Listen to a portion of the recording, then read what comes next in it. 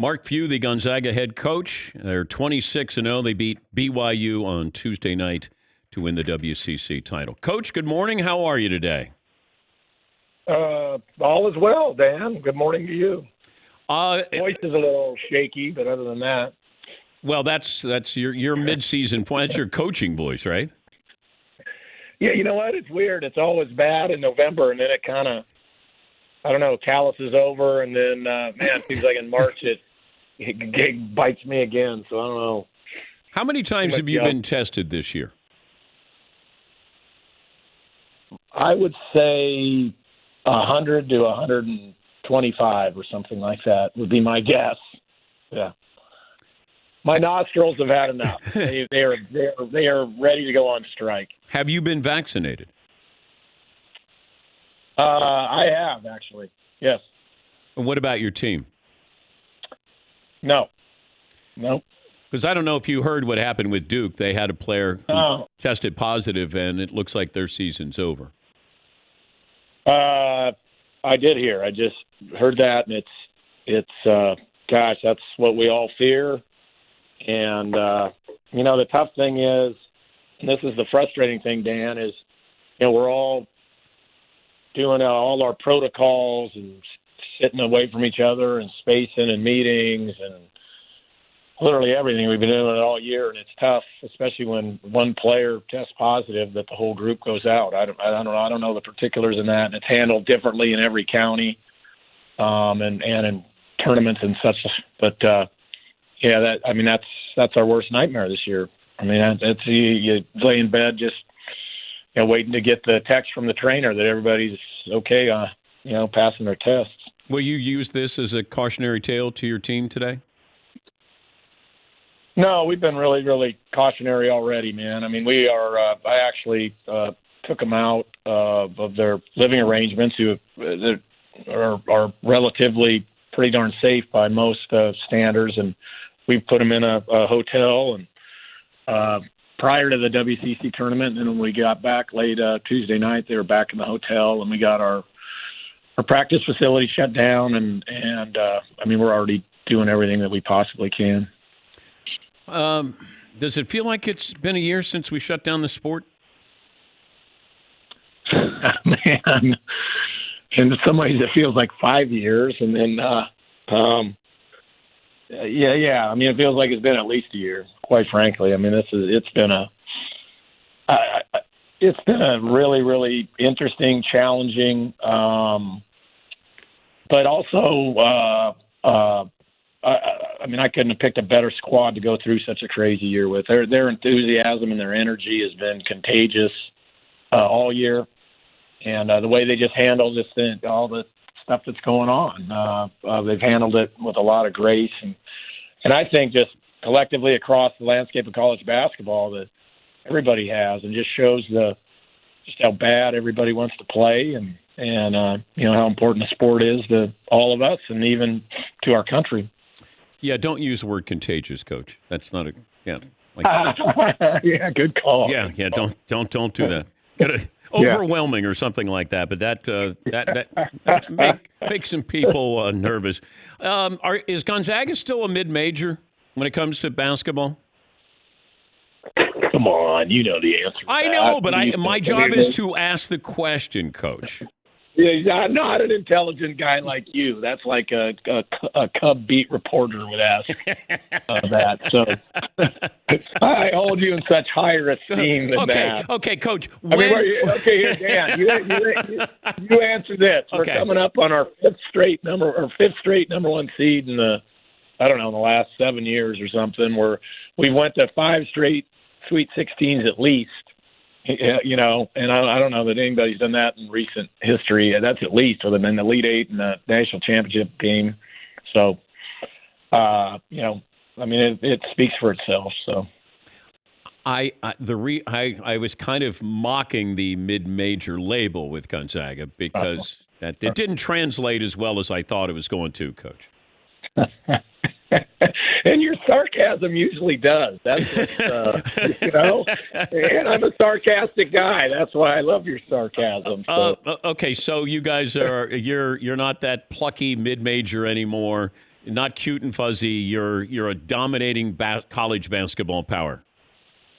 Well, I'll tell you this. Let's do this for the next week, Okay. and then who knows what happens after that. Let's treat us as a plucky little, the little Cinderella, and let's, the expectations will be low. And Well, I wondered about that, Coach. Gosh darn it, if we can keep the score close, it'll be a win-win for everybody, right? But be careful what you ask for. A lot of times coaches or players will go, well, nobody took us, seriously, or, we didn't get any credit or any of those things there. As long as you know and your kids know, hey, let's just play. If we, get recognition, great. If we don't, the final recognition is when we win the championship.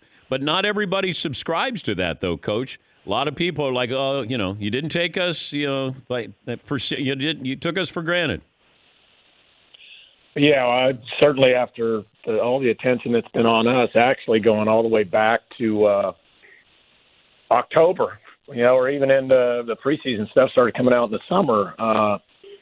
What's really kind of interesting? I don't know who's been able to stay number one all the way from basically July till into March. It's been a quite a run that way with this squad, and again, back to kind of what I said earlier, they're just an amazing group that doesn't seem to be rattled by anything, and they're having just a lot of fun playing together. And that might sound corny, but I'm just telling you, it's real. And the undefeated thing was not even an issue at all. And we finally addressed it after the game the other night, just because I think it's important to understand it's just a heck of an accomplishment, right? And they feel good about it, but it's not something that they're thinking about or dwelling on.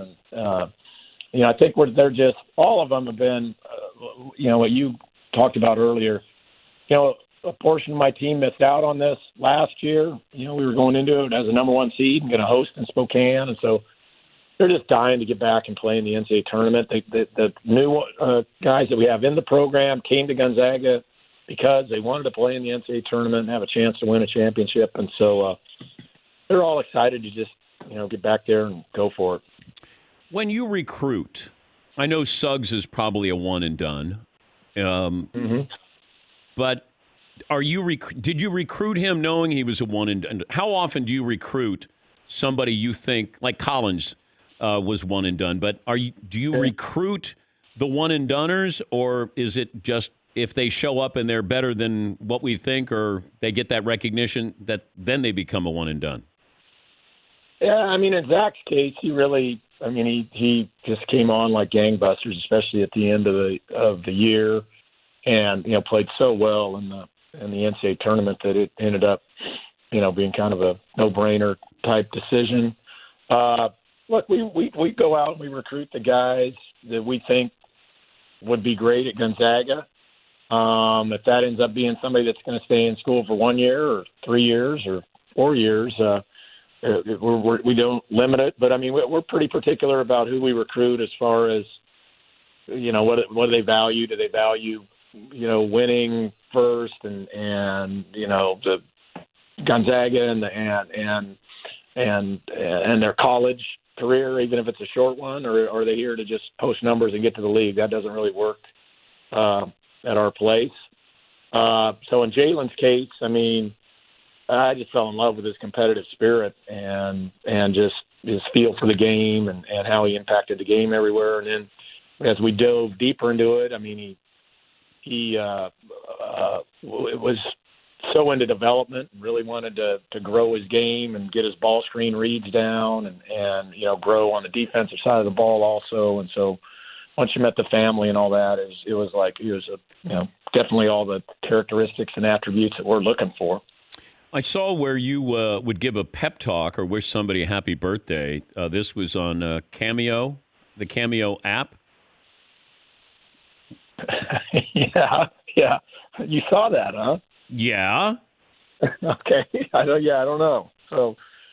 Wait. So what do I get if I? Would you like me to do that for you or anything? Or yeah, like if I pony up $200 on Cameo, like what am I getting? And your voice is shot. Like I'm not even getting a true pep talk there. No, it's yeah. I don't know. I don't do a whole lot of those. I haven't done those for a while. I was trying to help the athletic department and raise some money since we're all of us athletic departments are down this year with no fans and games being impacted and things like that. But yeah, it's kind of a fun thing to do, and some people seem to enjoy it. Well, I will make sure that the country does not make that mistake. That you're not a mid-major. You're a juggernaut. You're dominating. You're on the same level as Duke and North Carolina and Kentucky and all of those teams. Although not this year. Well, you're better than them.